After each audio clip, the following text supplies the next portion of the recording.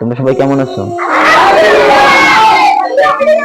আলহামদুলিল্লাহ, আমিও ভালো আছি। তোমাদের পড়ালেখার অবস্থা কেমন? খারাপ না ভালো? একটু ভালো না অনেক ভালো? পৃথিবীতে যেহেতু আমরা এসেছি, তাহলে আমাদেরকে পড়ালেখা করতে হবে। কি করতে হবে?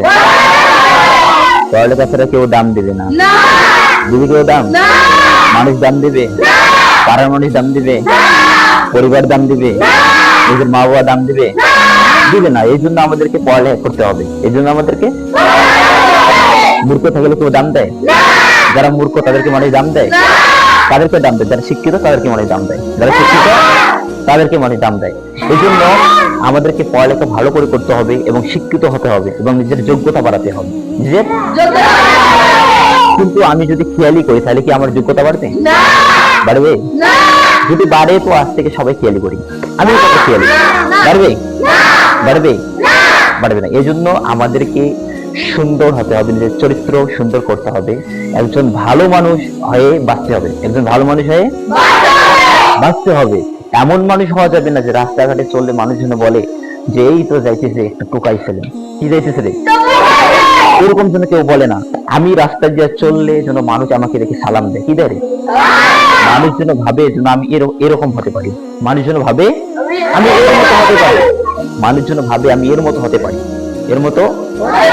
এই জন্য এমন মানুষ হতে হবে যে মানুষকে দেখে মানুষের অন্তরের মধ্যে আল্লাহর ভয় আসবে। কার ভয় আসবে? কার ভয় আসবে? এই জন্য আমাদেরকে সর্বপ্রথম নিজের চরিত্র, নিজের স্বভাব, নিজের কথাবার্তা ঠিক করা। কি করা রে? কথাবার্তা, চরিত্র ঠিক করা। কি করা? এরপর 2 নম্বর আমাদের কাজ হলো পড়ালেখা করা। 2 নম্বর কাজ হলো পড়ালেখা ছাড়া পৃথিবীতে কোনো অপশন, নিজের যোগ্যতা ছাড়া পৃথিবীতে কোনো অপশন। নিজের যোগ্যতা না থাকলে ফুটবল চেনো?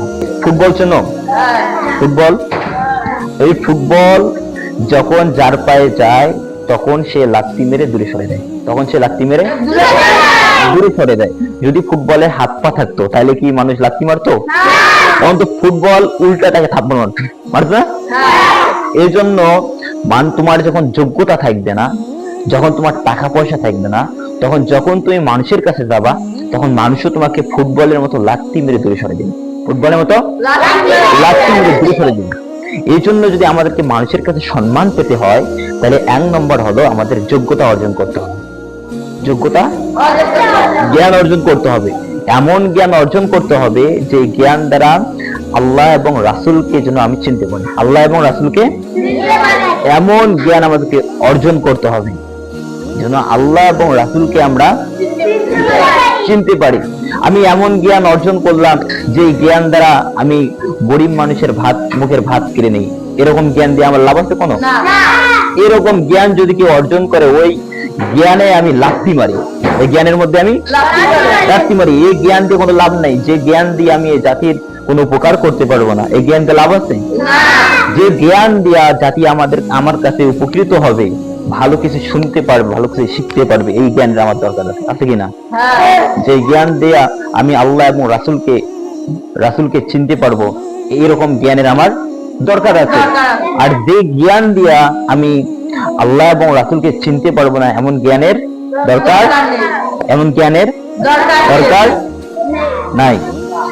এবং আজ থেকে তোমরা কথা দাও যে আজ থেকে ঠিক মতো পড়ালেখা করবা তো? সবাই হাত তোলো, সবাই হাত তোলো, এই তোলো, হাত তোলো, হাত তোলো, হাত তোলো।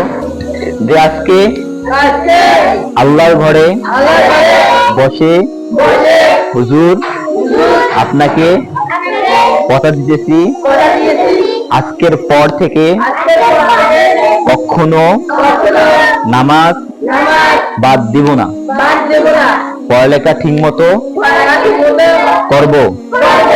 আপনাকে আমরা কথা দিতেছি, কখনো আর খেয়ালি করব না, শুধু পড়ালেখা আর নামাজ।